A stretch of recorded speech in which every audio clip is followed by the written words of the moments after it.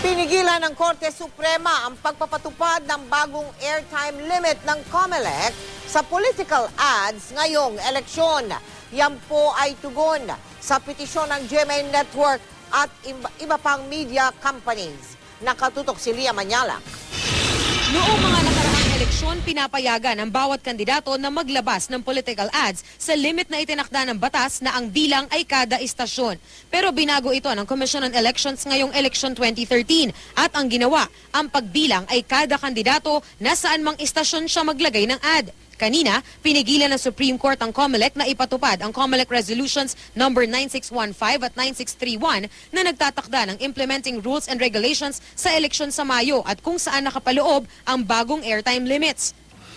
SC Voting 96 issued a status quo ante order. Okay, status quo ante order against the COMELEC in relation to Resolution 9615. Explain kasi I have to wait for the resolution. 9615, yeah. Hindi ko nga alam, as I said.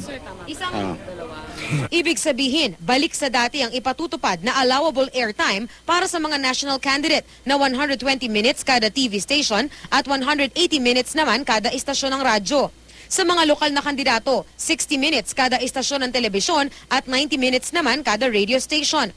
Ang desisyon ng Supreme Court ay tugon sa petisyon ng GMA Network Incorporated na sinusugan ni Senatorial Candidate Alan Peter Cayetano at petisyon din ng iba pang media entities na kapisanan ng mga broadcaster ng Pilipinas at TV5. Ang argumento ng GMA, labag daw sa saligang batas ang ilang probisyon sa mga kinwestyong COMELEC resolution, kabilang dito ang pagtakda ng bagong airtime limits.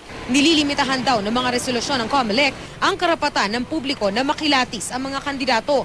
Paglabag din daw ito sa karapatan ng publiko sa pagboto at kalayaan sa pamamahayag.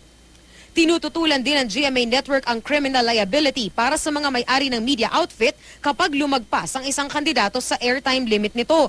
At sa mga probisyon patungkol sa right to reply at sa pagbibigay ng prior notice sa COMELEC ng mga kandidatong lalabas sa mga programa ng media outfit.